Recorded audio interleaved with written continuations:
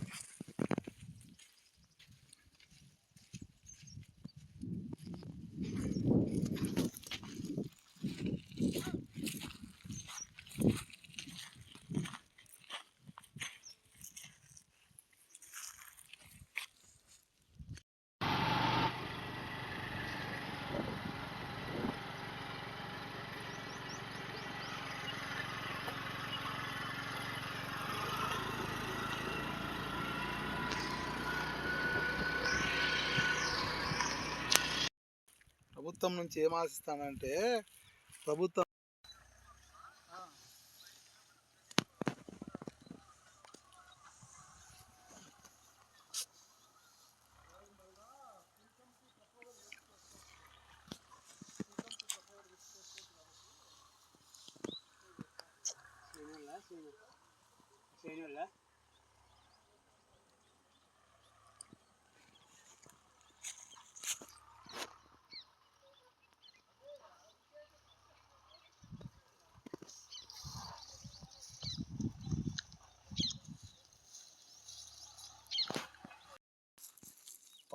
పంట అయితే ఉలవకు వచ్చి ఎకరాకు ఒక 6,000 రూపాయల చొప్పున ఖర్చు వస్తుంది ఎకరాకు.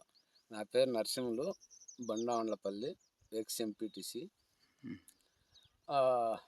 కాకపోతే ఉలవల్లో అయితే అంతా తాళి తప్ప ఏమీ లేదు. కింటా 4,500 4,300 వేస్తాను. కింటాకు వచ్చి 6 కేజీలు 7 కేజీలు 10 కేజీలు పట్టుకుంటున్నారు. కాకపోతే రైతుకైతే ఏమైనా మాత్రం గిట్టుబాటు లేదు. ఈ తూరి ముందే ధరలు ఉండే అంత గిట్టుబాటు ఉండే, ఇతను మాత్రం ఏం లేదు. ఉండబడింది ఏమంటే ఎకరాకి ఇప్పుడు 400 చొప్పున ఒక మంచి కూలీ వల్ల 10 మంది 12 మంది అయితే ఒక ఎకరా పెరుగుతారు. ఆ ఎకరాలో అమ్మితే వాళ్ళ కూలీలకు కూడా వెళ్ళడం లేదు. అటు మాత్రం ఉంది ఈ పరిస్థితి. ఒక్కొక్కరికి కూలి ఎంత ఇస్తున్నారు? 400 350. ఎకరాకి ఎంతమంది? 10 మంది 12 మంది పడతారు. 10 నాలుగు 40, 10 మంది అనుకున్నా కూడా 4,000 రూపాయలు కూలికే, పెరికేదానికి. కాకపోతే దీనిలో దిగుబడి వచ్చి ఎకరాకు ఒక కింటన్నర కూడా రావడం లేదు. అంతా తాలు పడిపోయింది కాయ. ఎందుకట్లా? వర్షం ఎక్కువైపోయి దానికి పంట దిగుబడి కూడా ఏం లేదు. కాకపోతే ఏం చేస్తావు, మా కర్మ అట్లుంది. తూరి దాంట్లో అయితే ఏం గిట్టుబాటు లేదు. ప్రభుత్వమా ఏమన్నా వ్యవసాయం ఏమన్నా ఇస్తుందంటే కనీసం ఈ భూమి ఒక తూరు దున్నుకుండే కూడా రైతు భరోసా కూడా లేకుండా చేసింది. ఈ ఇయర్కి కూడా దాని ప్రస్తాపన ఏం లేదు. ఏమంటే పింఛన్లనే ఉంది కానీ ప్రభుత్వము పింఛన్లు ఇచ్చుకుంటా పోతా ఉంది కానీ రైతు పరిస్థితి అనేది ఆలోచన చేయడం లేదు ఎవరికి ఏమనే మాత్రం లేదు. అట్లుండదు పరిస్థితి. కాకపోతే ప్రభుత్వం అది అప్పు చేసిందో పోయిందో ఆ గవర్నమెంట్ ఏమో అట్లా పోయింది. ఈ గవర్నమెంట్ మంచిది అనుకుంటే ఈ గవర్నమెంట్ ఏమనే మాత్రం కూడా ఈ వరకు రైతు మీద ఆలోచన చేయలేదు. అది ఉండబడింది. ఈ ఈ పంటలు ఇట్లా ఈ ప్రకారం నాశనం అయిపోతాయి. ఇప్పుడు మీరు ఎన్ని ఎకరాలు వేసినారు ఈ ఉలవ? దాదాపు ఒక 6 ఎకరాలు వేసింటాం. 6 ఎకరాలు. మొత్తం ఎంత వచ్చింది పెట్టుబడి 6 ఎకరాలు? 6 ఎకరాలకు ఒక 60,000 పైన వచ్చింది ఖర్చు. మొత్తం ఇది పంట దిగుబడి అమ్మితే ఏమవుతుందో అనేది ఇప్పుడు మాకు అప్పుల పాలే ఉండేది. అర్ధానికి దాని పెట్టుబడి వస్తే చాలు అనుకుంటే కనీసం 10-20 వేలు చేతి నుంచి పడే రకమే ఉంది. కష్టం వృధా అవుతూ కష్టం మా ఇంటి కష్టం పాను కూడా మా శాతలార కష్టం పాను కూడా వృధా ఒక 20-30 వేలు అప్పు చేసి దాని మీద ఎగాల్సింది వస్తుంది. అదే ఆ దున్నుకుండేకో పాడో పెతకట్టో ఏమో ఒకటి ఇచ్చింటే కూడా దానికన్నా కవర్ అయిపోయేదానికి ఉండే, అది లేదు. ప్రభుత్వం నుంచి ఏం ఆశిస్తున్నారు మీరు? ప్రభుత్వం నుండి మాకేమి లేదు. ఇప్పుడు ఈ రైతు భరోసా అనేది అన్నదాత సుఖీభవ అనేది అది వేసింటే ఒక పంట దున్నుకుండేదానికి ఒక తూరు దున్నుకుండేకో 2 తూర్లు దున్నుకుండేకో ట్రాక్టర్లు పాడుకో దానికి అడ్డపడతాండే. ఒక మళ్ళు నాడితే ఎరువులకో పాడో పెతకట్ట, అది లేదు. వేస్తాం. వ్యవసాయ అధికారులు మీకు ఏమన్నా సహాయం చేస్తున్నారా? సలహాలు సూచనలు? సలహాలు ఏమనే మాత్రం వస్తారు, అది నిలబడండి అని ఫోటో కొట్టుకుంటారు, ఆడ ఫోటో కొట్టుకుంటారు, దాబట్టుకొని పోతారు.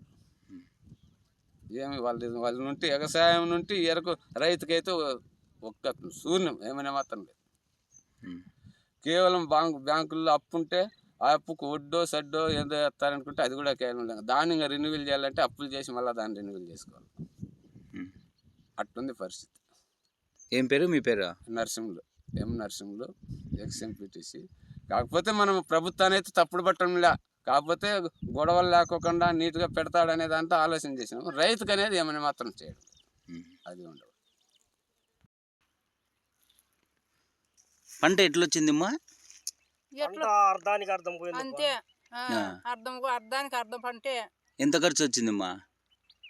ఖర్చేమో 10,000 అయింటుంది దున్నిన దానికి. ఫస్ట్ దున్నినేమో మళ్ళా దున్ని మళ్ళీ ఉలవలు తెలియదు 2 సార్లు చేద్దాం చెప్పి తాగ చేద్దాం.